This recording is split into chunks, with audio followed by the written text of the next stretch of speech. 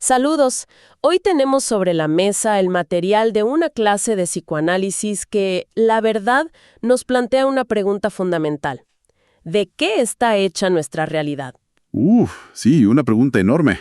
Podríamos pensar que es simplemente lo que vemos, lo que tocamos, pero el análisis de esta clase sugiere algo mucho más complejo y, francamente, más inquietante. Así es.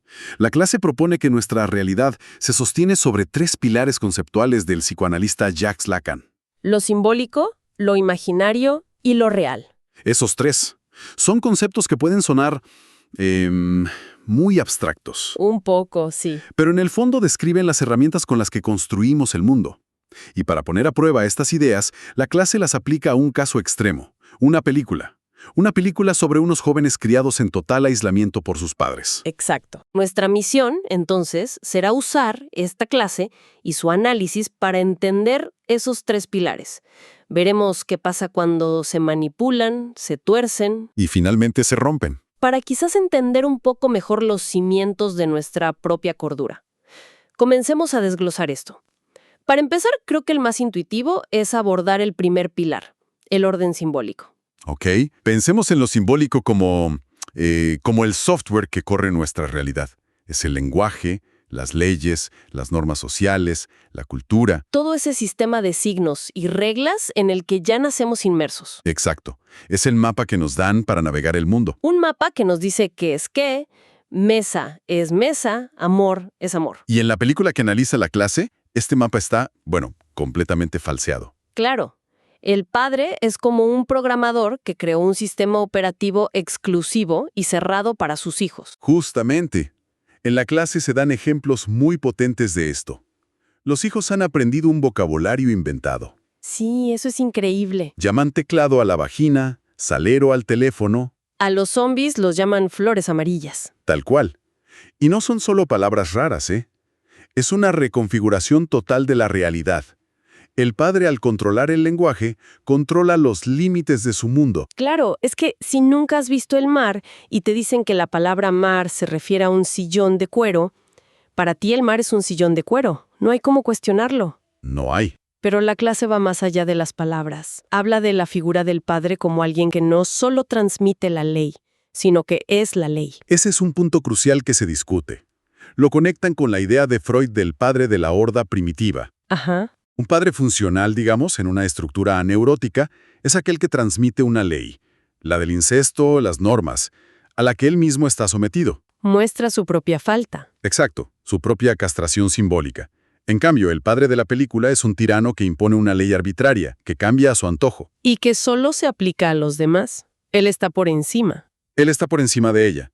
Y esto crea un universo simbólico sin fisuras, pero a la vez totalmente frágil y patológico. Claro, no hay una fuera de esa ley, no hay referencia externa. Todo lo que existe es lo que el padre nombra y permite. Sí, por ejemplo, les hace creer que los gatos son bestias asesinas, O que solo podrán salir de casa cuando se les caiga el diente canino. que lo presentan como un evento biológico casi imposible. Una locura. Y esa manipulación de lo simbólico nos lleva directamente al segundo pilar, lo imaginario. Ok, vamos a eso. Si lo simbólico es el mapa, lo imaginario tiene que ver con nuestra imagen en el espejo y sobre todo con la imagen de los otros. Ahí entra la identidad, la rivalidad, los celos. El deseo. Todo lo que se forma siempre en relación con un semejante. Y aquí es donde entra la relación entre los hermanos. En la película, la agresividad entre ellos es brutal, casi animal. Precisamente. La clase lo conecta directamente con la falta de una ley simbólica que la regule. Exacto. Desde la perspectiva lacaniana, la agresividad es constitutiva del yo. Nos formamos en tensión con la imagen del otro, que es a la vez nuestro modelo y nuestro rival. Claro, Lo que normalmente modula esa agresividad es la ley simbólica, el no del padre, las reglas del juego. y en la película, como no hay una ley consistente más que el capricho, Hermanos, no es solo una pelea, es una lucha a muerte por el reconocimiento en un mundo sin reglas. pero entonces ocurre algo. Algo que empieza a romper el sistema. El quiebre. La hija mayor comienza a ver películas a escondidas. Y aquí la clase introduce una anécdota del propio profesor que es muy reveladora. Sí, es una anécdota fantástica. Cuenta cómo lo simbólico da sentido a lo que vemos. Tal cual. El profesor cuenta que al ver una escena donde la hija baila sola, de forma frenética, espasmódica, su primera interpretación fue... Está teniendo un brote psicótico. Exacto. Le pareció la manifestación de una locura pura. Pero entonces una alumna en la clase levanta la mano y le dice... No, profesor. Está imitando los bailes de Flashdance. Justo eso. ¡Wow! Y eso lo cambia todo. De repente, el mismo acto físico pasa de ser locura a ser imitación, rebelión adolescente. Porque ya tienes el elemento simbólico. Saber de la existencia de Flashdance reordena por completo la percepción de la escena. Ya no es un síntoma sin sentido. No, es un intento de apropiarse de una imagen de deseo que viene del mundo exterior. Y ese es el poder de lo imaginario en su máxima expresión. Totalmente. Las películas como Rocky o Flashdance le inyectan un torrente de imágenes y significantes nuevos. Ve la competencia deportiva, la superación. La liberación a través del baile. Ve la imagen de otro mundo posible. Y esto despierta en ella un deseo que ya no cabe dentro de la casa. El deseo de salir, de ir hacia la exogamia, hacia lo que está fuera del control del padre. Lo que nos lleva al tercer pilar, que es el más complejo, el más elusivo. Lo real. Sí, la plaza empieza a definirlo con una idea casi filosófica, ¿verdad? Con una conexión con Kant. Sí, la primera aproximación a lo real es aquello que queda fuera de nuestra capacidad de percepción y de simbolización. Entiendo. Kant hablaba del noúmeno, la cosa en sí, que es inaccesible a nuestros sentidos. Para el psicoanálisis, lo real es ese resto, eso que insiste y que no se deja atrapar. Ni por las palabras. Ni por lo simbólico, ni por las imágenes, lo imaginario. Para aterrizar la idea, es como si nuestros sentidos fueran una red de pesca. Podemos atrapar muchos peces, pero el agua misma siempre se escurre. Buena analogía. Esa agua sería lo real. En la clase se usa el famoso caso Juanito de Freud para ilustrarlo. El ejemplo clínico por excelencia. Exacto. Juanito siente una angustia, una serie de sensaciones en su cuerpo que no puede nombrar. Es un agujero en su universo simbólico. Pero darle un borde a ese vacío insoportable, su psiquismo construye una fobia. El miedo a los caballos. El caballo se convierte en el símbolo que viene a nombrar y a localizar una angustia que, en su origen, no tenía nombre. Es un intento de domesticar un trozo de lo real. Entiendo. Y para hacerlo más cotidiano, el profesor muestra 2 ejemplos en video. El primero es de una persona que ve a lo lejos algo que parece un ser humano con 2 cabezas. Y siente un terror profundo, ¿no? Sí, pero al acercarse, ve que es un padre con su hijo sobre los hombros. El terror inicial es el encuentro con lo real. Claro. Es la aparición de algo monstruoso, algo que no tiene lugar en el mapa simbólico. O sea, las personas tienen una sola cabeza. Y el alivio llega en el instante en que la imagen se reabsorbe en lo simbólico. Ah, es un padre y un hijo. Ya tiene un nombre, ya está ordenado. El cine de terror juega constantemente con esto. Drácula, el monstruo de Frankenstein, son figuras que encarnan lo que queda por fuera de nuestro mundo conocido. Exacto. Pero espera, porque luego la clase presenta una visión de lo real que parece casi opuesta. Ya no es lo que se nos escapa, sino más bien lo que estructura todo. Aquí es donde Lacan se pone más interesante y contraintuitivo, ¿sí? Para él, lo real no es la realidad. Se opone a ella. Se opone. La realidad es nuestra construcción, simbólica e imaginaria. En cambio, lo real son las leyes invisibles y sin sentido que las sostienen. El ejemplo que se da en la clase es la ciencia. Como la ley de la gravedad o las leyes de la termodinámica. Justo. Son un conjunto de significantes vacíos, pero determinan absolutamente todo, desde la caída de una manzana hasta la órbita de los planetas.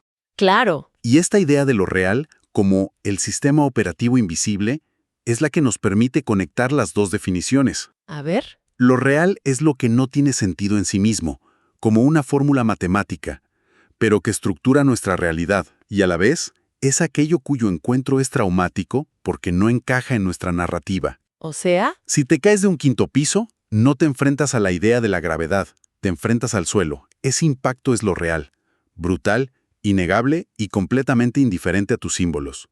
Y esto, aplicado a la película, es tremendo. Los chicos no tienen el real de la astronomía. para nada. Para ellos, Un avión es un objeto pequeño que a veces cae en su jardín, porque sus padres se lo refuerzan tirando avioncitos de juguete.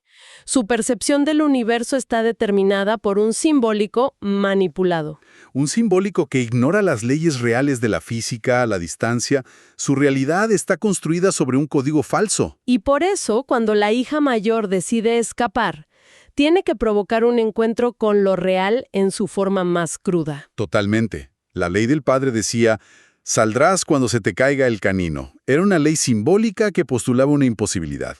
Pero después de ver la violencia en Rocky, de entender que el cuerpo se puede romper, que se puede forzar, ella toma un nuevo saber. Un saber que viene de lo imaginario, de la película. Y va al baño, agarra una mancuerna y se golpea la boca hasta arrancarse el diente. Ese acto es puro real. No es simbólico, es un acto de violencia cruda sobre su propio cuerpo. Es la irrupción de un dolor, de la sangre. Exacto. Una irrupción que destroza la ley arbitraria del padre. Usa la materialidad de su cuerpo para romper el universo simbólico cerrado en el que vivía. Es el terremoto que rompe el mapa falso que le habían dibujado. ¿Justo así? Entonces, si lo unimos todo, lo que esta clase nos muestra es que la realidad que habitamos es una especie de tejido. Sí, me gusta esa imagen. Un tejido hecho con los hilos del lenguaje y la cultura, lo simbólico, y los colores de nuestra identidad en relación con los otros, lo imaginario. Y ese tejido siempre tiene agujeros, ¿no? Siempre está montado sobre una estructura que no podemos ver ni nombrar directamente, que es lo real. La película es la historia de alguien que vive en un tejido completamente artificial y que para poder salir tiene que rasgarlo a la fuerza. Y enfrentarse a lo que hay debajo. Es un caso extremo, casi de ciencia ficción, pero nos obliga a mirar nuestra propia construcción de la realidad. Sí. Y aquí es donde la clase termina con una idea que me dejó pensando mucho. La conexión con la inteligencia artificial. Esa misma. El profesor menciona de pasada las alucinaciones de los modelos de lenguaje. Sí, que cuando una IA no sabe algo, a menudo no dice «no sé». No. Inventa una respuesta coherente para rellenar el vacío. Su objetivo es mantener la consistencia del discurso, aunque sea a costa de la verdad.